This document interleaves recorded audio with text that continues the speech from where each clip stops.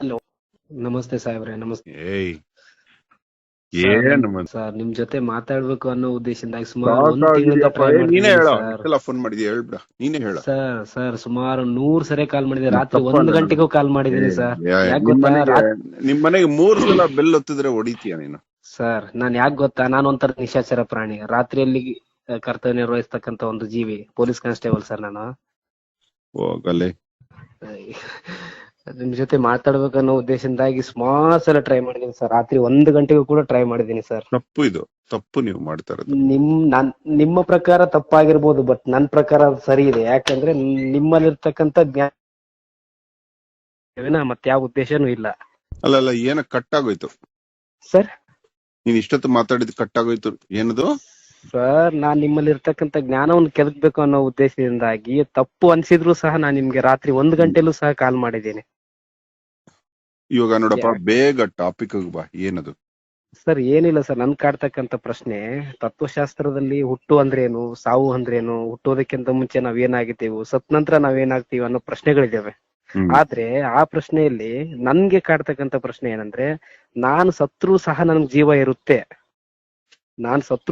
ಜೀವ ಇರುತ್ತೆ, ಬಟ್ ಹೇಳ್ದೇ ಇರ್ತಕ್ಕಂತ ಸ್ಥಿತಿ ಕಾಡ್ತಿದೆ ಅಂತಕ್ಕಂತ ಒಂದು ಭಾವನೆ ನನ್ನ ಹತ್ರ ಇದೆ. ಅದಕ್ಕೆ ನೀವು ಉತ್ತರ ಕೊಡ್ಬೇಕು. ನಾನ್ ಸತ್ರು ಕೂಡ ನಾನ್ ಬದುಕಿರ್ತೀನಿ ಅನ್ನೋ ಭಾವನೆ ನನ್ನಲ್ಲಿದೆ. ಹೌದು, ಭಾವನೆ ಅಲ್ಬೋದು, ಸತ್ಯ ಕಣೋ. ಹಾ ಸರ್. ಮನಶ್ಶಷ್ಟಾನೀಂದ್ರಿಯಾಣಾಂ ಪ್ರಕೃತಿ ಪ್ರಾಣಿ ಕಶ್ಯತಿ ಅಂತ ಗೀತೆಯಲ್ಲಿ ಬರುತ್ತೆ ಈ ಮಾತು. ಹಾ ಸರ್. ಅಂದ್ರೆ ಮನುಷ್ಯ ದೇಹ ಬಿಟ್ಟ ನಂತರನು ಹಾ ಸರ್. ಆಮೇಲೆ ಜೀವ ಇರುತ್ತೆ. ಆದ್ರೆ ಹೆಂಗಿರುತ್ತೆ ಅಂದ್ರೆ, ಈ ಡ್ರೈವರ್ ಬಸ್ ಬಿಟ್ಟ ನಂತರನು ಜೀವ ಹೆಂಗಿರುತ್ತೋ ಹಂಗಿರುತ್ತೆ. ಅಂದ್ರೆ ಡ್ರೈವರ್ ಅಲ್ಲಿ ಆ ಬಸ್ ನ ನಡೆಸುವ ಒಂದು ಚಾಕಚಕ್ಯತೆ ಇರುತ್ತೆ. ಅದು ಡ್ರೈವರ್ ಅಲ್ಲಿ ಉಳ್ಕೊಂಡ್ಬಿಡುತ್ತೆ. ಬಸ್ ಮಾತ್ರ ಅದೊಂದು ಶವ ಆಗ್ಬಿಡುತ್ತೆ. ಆ ಶವ ಆಗುವ ನಮ್ಮ ದೇಹವನ್ನ ಸ್ಥೂಲ ಶರೀರ ಅಂತ ಕರೀತಾರೆ. ಅದನ್ನ ಬಿಟ್ಟ ನಂತರ ನಿನ್ನ ಆತ್ಮವನ್ನ 2 ಶರೀರಗಳು ಕವರ್ ಆಗಿರುತ್ತೆ. ಅದು ಸ್ಥೂಲ ಶರೀರ ಬಿಟ್ಟ ನಂತರ ಸೂಕ್ಷ್ಮ ಶರೀರ ಮತ್ತೆ ಕಾರಣ ಶರೀರ ಅಂತ 2 ಸುತ್ತಿನ ಕೋಟೆ ಉಳಿದಿರುತ್ತೆ. 3ನೇ ಸುತ್ತಿನ ಕೋಟೆ ಸತ್ತು ಹೋಗಿರುತ್ತೆ. ಅದು ಇದ್ರೆ ಮಾತ್ರ ನೀನು ಇಂದ್ರಿಯಗಳ ಜೊತೆ ಸಂಬಂಧ, ಈ ಪ್ರಕೃತಿನ ಎಂಜಾಯ್ ಮಾಡಬಹುದು, ತಿನ್ನಬಹುದು, ಕೇಳಬಹುದು, ಮಾತನಾಡಬಹುದು, ಎಲ್ಲ ಮಾಡ್ಬೇಕು. ಅಂದ್ರೆ ಆ ಸ್ಥೂಲ ಶರೀರ ಇರ್ಬೇಕು. ಅದು ಸತ್ತೋಗಿದೆ. ನೀನು ಬರೀ ಡ್ರೈವರ್ ಮಾತ್ರ ಉಳ್ಕೊಂಡಿದೀಯ. 6 ವೈರಿಗಳೊಡನೆ ನಿನಗೆ ಆಸೆ ಇರುತ್ತೆ, ಕೋಪ ಇರುತ್ತೆ, ಲೋಭ ಇರುತ್ತೆ, ಮೋಹ ಇರುತ್ತೆ, ಮದ ಇರುತ್ತೆ, ಮತ್ಸರ ಇರುತ್ತೆ, ಎಲ್ಲ ಇರುತ್ತೆ ನಿನ್ನೊಳಗೆ. ಬದುಕಿರ್ತೀಯ, ಆದ್ರೆ ಸತ್ತಿರ್ತೀಯ. ಅಂದ್ರೆ ದೇಹ ಇಲ್ಲ. ನಿನಗೆ ಡ್ರೈವಿಂಗ್ ಮಾಡಕ್ ಶಕ್ತಿ ಇದೆ, ಆದ್ರೆ ನಿನ್ನ ಹತ್ರ ಬಸ್ ಇಲ್ಲ ಅಥವಾ ಕಾರ್ ಇಲ್ಲ. ಹೀಗೆ ನೀನು ತಡುಪ್ತಾ ಇರ್ತೀಯ. ಯಾರ್ದಾದ್ರೂ ಗಾಡಿ ಸಿಕ್ಕಿದ್ರೆ ಸಾಕು, ನಾನು ಡ್ರೈವ್ ಮಾಡ್ಬೇಕು ಅನ್ಸ್ತಾ ಇರುತ್ತೆ ಡ್ರೈವರ್ಗೆ.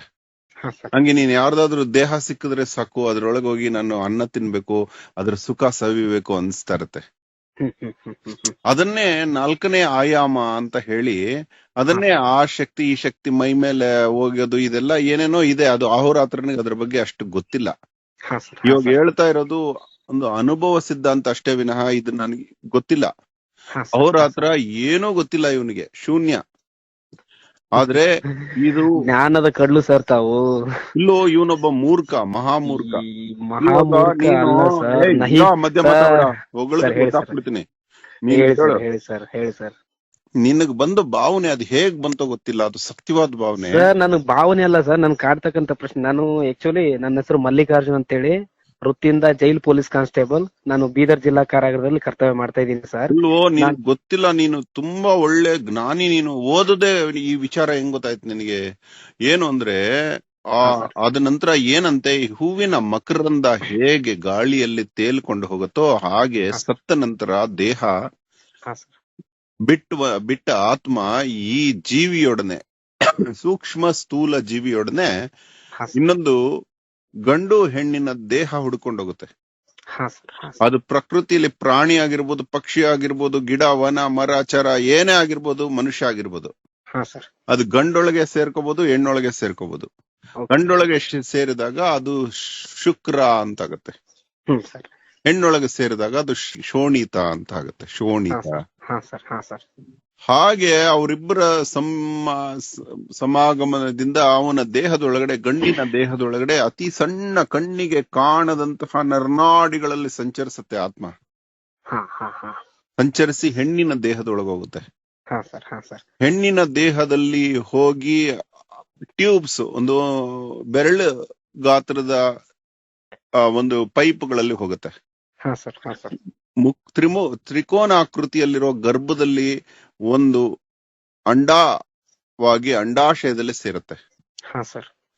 ಆ ಅಂಡ ಒಡೆದು ಚೂರಾಗಿ ಝೈಗೋಟ್ ಅಂತ ಆಗತ್ತೆ. ಯುಗ್ಮ ಏನೋ ಒಂದಾಗತ್ತೆ.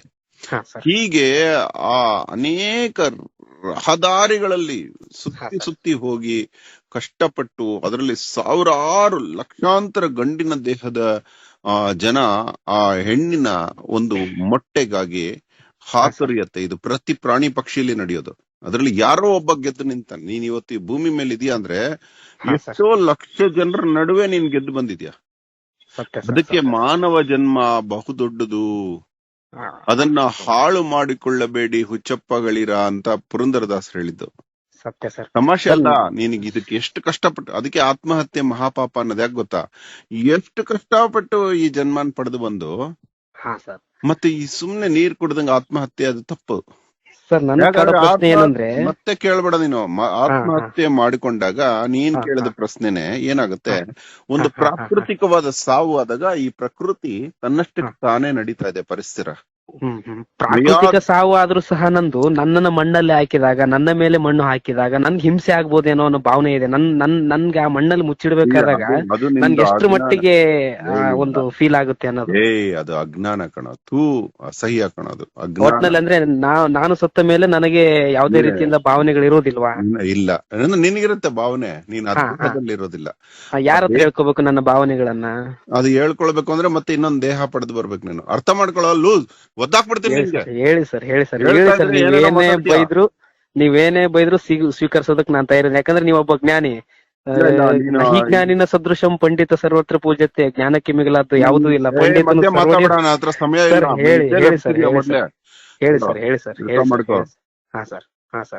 ನೀನು ದೇಹ ಬಿಟ್ಟ ನಂತರ ಆ ದೇಹದಲ್ಲಿ ಹೆಂಗೋ ಇರ್ತೀಯ ಕತ್ತೆ ನೀನು. ಆ ದೇಹನ ಸುಟ್ರಷ್ಟು ಕೂತ್ರಷ್ಟು, ಆ ದೇಹನ ಏನ್ ಮಾಡಿದ್ರೆಷ್ಟು, ತುಂಡು ಮಾಡ್ಕೊಂಡು ಯಾವ ರಣಹದ್ದುಗಳು ತಿಂದ್ರೆಷ್ಟು, ನಿನಗೂ ಅದಕ್ಕೆ ಸಂಬಂಧ ಇಲ್ಲ. ಆಚೆ ಬಂದ್ಬಿಟ್ಟಿರ್ತೀಯ. ಆದ್ರೆ ನೀನು ಕುರುಡ ಆಗಿರ್ತೀಯ, ಕಿವುಡ ಆಗಿರ್ತೀಯ. ನೀನು ಒಂದು tasteless, colourless, odourless, tasteless, speedless, weightless, deathless, bothless ಅನ್ನೋ ತರ ಆಗೋಗಿರ್ತೀಯ. ನಿನಗೆ ಮತ್ತೆ ಈ ಜಗತ್ತನ್ನ ಅನುಭವಿಸ್ಬೇಕು ಅಂದ್ರೆ, ಈ ಭೂಮಿಯನ್ನು ಅನುಭವಿಸ್ಬೇಕು ಅಂದ್ರೆ ಇನ್ನೊಂದು ದೇಹ ಬೇಕು. ಆ ದೇಹದಲ್ಲಿ ನೀನು ಹುಟ್ಟಿ ಬಂದ್ಮೇಲೆ ಮತ್ತೆ ಅನುಭವಿಸ್ತೀಯ ಎಲ್ಲ. ಹಾಗಾಗಿ ನೀನು ಮೊದಲು ಹೇಳಿದ್ಯಲ್ಲ, ಆ ಭಾವನೆ ಸರಿ ಅಂದ್ರೆ ಜೀವಂತ ಇರ್ತೀಯ. ಸತ್ತ ಮೇಲೂ ಜೀವಂತ ಅಂದ್ರೆ ದೇಹದೊಳಗಲ್ಲ, ದೇಹದ ಹೊರಗೆ. ಅರ್ಥ ಆಯ್ತಾ? ಆ ದೇಹ, ಸತ್ತ ದೇಹ, ಅದನ್ನ ಹೂತ್ರಷ್ಟು ಕತ್ತೆ ಬಾಲಕ್ಕೆ ಕಟ್ಟಿ ಎಳೆದಾಡ್ಕೊಂಡು ದರ ಎಳೆದಾಡ್ಕೊಂಡು ಊರೆಲ್ಲ ತಿರುಗಿಸಿ ಸ್ವಾತಂತ್ರ್ಯ ವೀರ ಸಾವರ್ಕರ್ ಅವರು, ನೀನೇ ಜೈಲಲ್ಲಿ ಇದೀಯ. ಜೈಲು ನೋಡಿದ್ಯಾ ನಿನ್ ಜೀವನ? ನಿಮ್ಮ ಜೈಲುಗಳು ಲಕ್ಷ ಪಟ್ಟು ಬೆಟರು ಕರಿನೀರು ಜೈಲಿಗಿಂತ, ಅಲ್ವೇನಾ? ಕರಿನೀರು ಶಿಕ್ಷೆ ಇದೆಯಲ್ಲ ನಮ್ಮ ಇದು ಅಂಡಮಾನ್ದು, ಅಲ್ಲಿ ಇದ್ದಿದ್ದವ್ರು. ಅಲ್ಲಿಂದ ಬಂದ ನಂತರ ಆ ವ್ಯಕ್ತಿಯ ವ್ಯಕ್ತಿತ್ವನೇ ಬದಲಾವಣೆ ಆಗತ್ತೆ.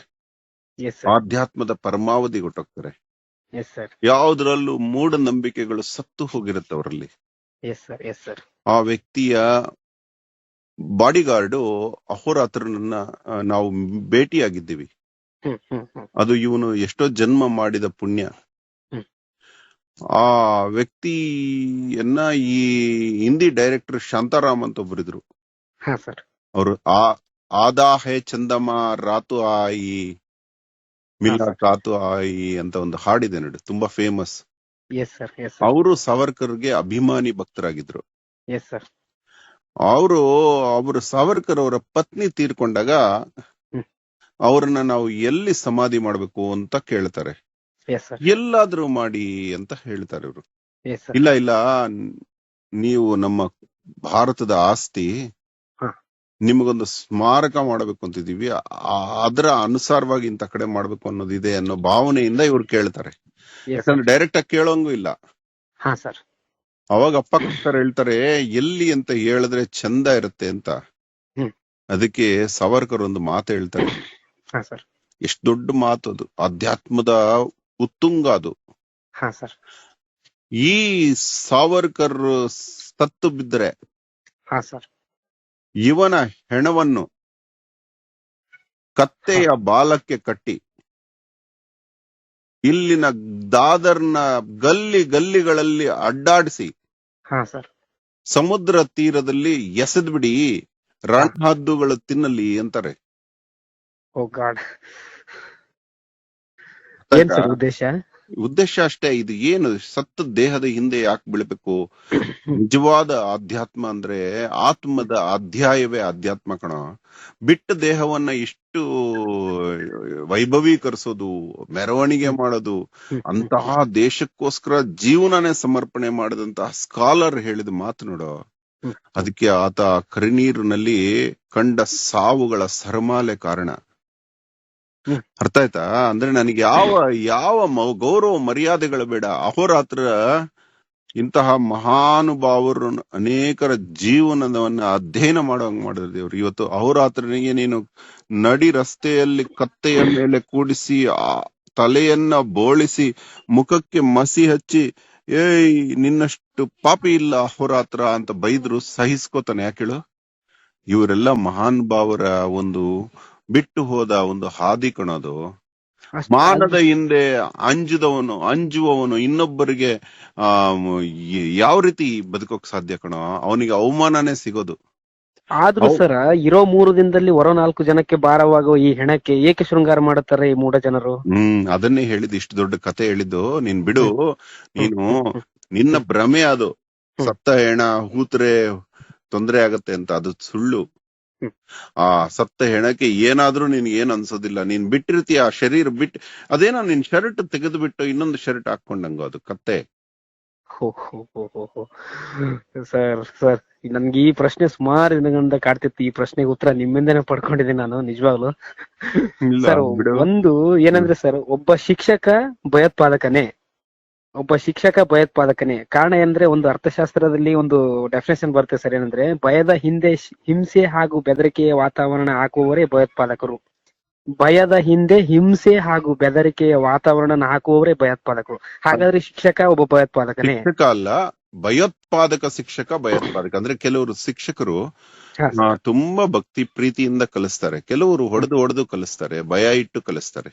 ಅದೇ ಭಯದ ಹಿಂದೆ ಹಿಂಸೆನೂ ಕೂಡ ಆಗ್ತಾರೆ. ಹಾಗಾದ್ರೆ ಅದು ಭಯೋತ್ಪಾದಕನೇ? ಆ ವಾಕ್ಯ ತಪ್ಪಾಯ್ತಾ? ಮಾಡುವುದು ಮಾತ್ರ ಹಿಂಸೆನೋ? ಶರೀರ ಇದೆಯಲ್ಲೇನೋ, ಶರೀರದ ಹಿಂಸೆ ಒಂದು ಭ್ರಮೆ ಕಣೋ.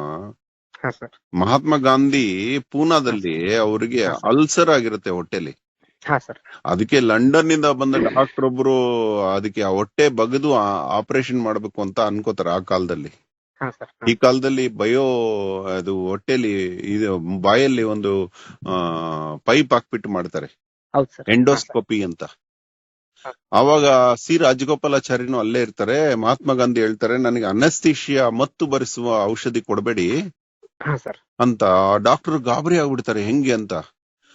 ಆರಾಮಾಗಿ ದೇಶದ ವಿಚಾರಗಳನ್ನ ನಾನು ನೀನು ಹೇಗೆ ಮಾತಾಡ್ತಾ ಇದೀವೋ ಹಂಗೆ ಸಿ ರಾಜಗೋಪಾಲಾಚಾರ್ಯ ಮಲ್ಕೊಂಡು ಮಾತಾಡ್ತಾ ಇರೋ ಮಹಾತ್ಮ ಗಾಂಧಿಯ ಹೊಟ್ಟೆನ ಡಾಕ್ಟರ್ ಕತ್ತರಿಸಿದ್ರು ಆ ಮನುಷ್ಯನಿಗೆ ಗೊತ್ತಾಗಲ್ಲ.